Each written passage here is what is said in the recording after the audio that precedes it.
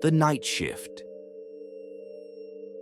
I never liked working the graveyard shift at Walmart. Everything's quiet, too quiet. The fluorescent lights buzz just a little too loud, and the aisles feel like long, sterile tunnels. You can't see the end of them unless you're right there. It was around 2:17 a.m. when it started. I was restocking shelves in the toy section when I heard the faint squeak of a cart. Just one. At that hour, we're usually empty. I figured it was someone who wandered in late, maybe a trucker or insomniac. No big deal. But the cart stopped. I waited for the sound of footsteps or some kind of movement, but there was nothing. Just silence. I peered around the corner of the aisle. There was a cart, sure enough. One of the older ones with the wobbly front wheel. But no one was pushing it. I called out, "Hello? Store's open if you need anything." Nothing. I walked over and glanced inside. The cart was empty, but something about it gave me goosebumps. It was angled toward the back storage doors, like it had been rolled there with purpose. I pushed it to the side and went back to work, chalking it up to a prank. 10 minutes later, the store's overhead speakers crackled to life. The system only ever played company announcements or bad soft rock, but this wasn't either. It was whispering. Not words I could understand, just low, gravelly murmurs, like a broken radio transmission. I ran to the electronics section to shut it off, thinking the intercom had glitched. Before I got there, all the TVs turned on at once, every screen flashing static, then cutting to black. For a second, one of them showed something. A shape. A tall, thin figure standing in the frozen food aisle. I blinked, and it was gone. I ran there. Nothing. No one. But every freezer door was wide open, and the cold mist rolled out like fog. I should have left then. Should have clocked out and never come back. But I kept moving. That's when I saw the footprints, bare feet, wet, leading from the mist down toward the garden center. I followed. Each step got darker, like something was leaking. Water or blood, I wasn't sure.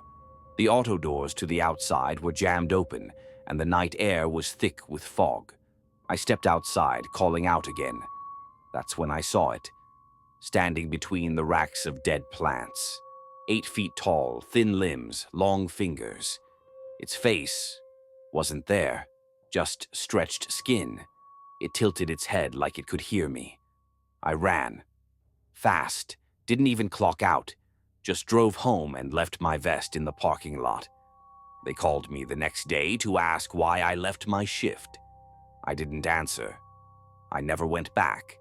But sometimes, late at night, I still hear that shopping cart squeak outside my window. And every time I wonder, did it follow me?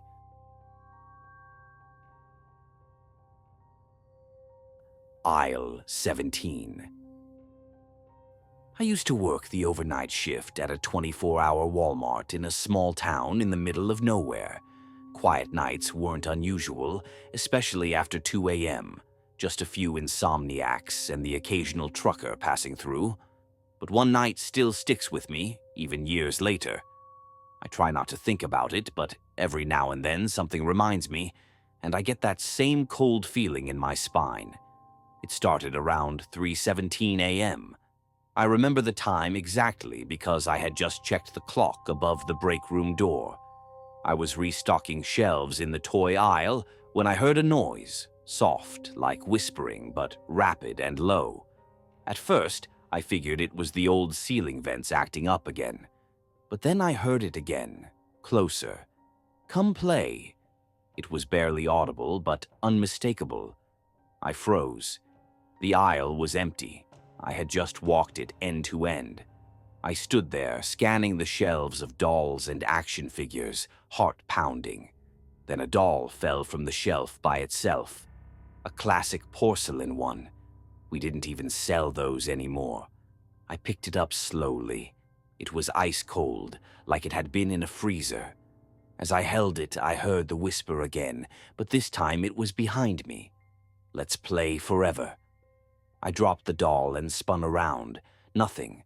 just the empty aisle and the buzzing fluorescent lights. But when I turned back, the doll was gone.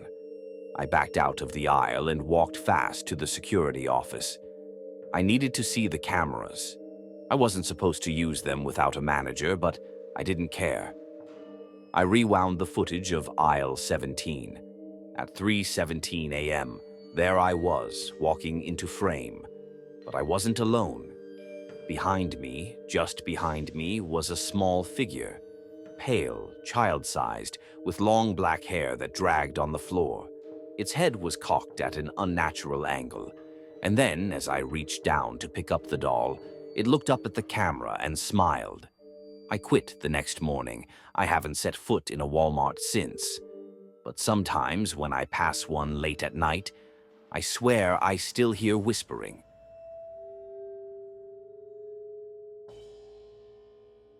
The man in the freezer aisle. I used to work closing shifts at Walmart. I didn't mind it, less customer interaction, more time to zone out and just stock shelves. But ever since what happened 2 years ago, I can't step into any Walmart without getting that crawling feeling on the back of my neck. It was around 11:45 p.m., just before we were set to close. The place was quiet, almost peaceful in that artificial fluorescent way. I was finishing up near the freezer section when I noticed someone standing at the end of the aisle, dead still. I assumed it was a customer, though it was odd, since the store had been empty for the past 15 minutes. "Sir," I called out, "we're closing soon." No response. He didn't move. I started walking toward him, pushing my cart of frozen pizzas. As I got closer, I realized something was off. The man wasn't facing me. He was facing the freezer doors. His hands were pressed flat against the glass, like he was trying to see through it, or into it. He was wearing a ratty coat, hood up, soaked like he'd been out in the rain. But it hadn't rained all day. "Sir, do you need help?" He slowly turned his head toward me, but not his body, just his head. I swear to God, it twisted way too far. His face was pale, almost blue, and his eyes, they looked like they'd been in a freezer for days, clouded, frosted. He didn't blink. I stepped back, heart pounding, and then, I swear I only looked away for a second. He was gone. Just gone. No footsteps, no sound, nothing. I called security. We checked the footage. What we saw on the screen still haunts me. At exactly 11:45 p.m., the camera in the freezer aisle went static for 6 seconds. When it came back on, there I was, alone, staring at an empty aisle.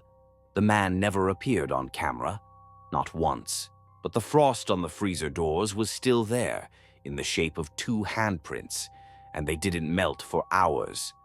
People say the store was built over an old train station that burned down in the 1950s. Some workers joke about it. I don't, because I saw him again, just once more, weeks later, in the reflection of a freezer door, staring back at me from inside. I quit the next morning,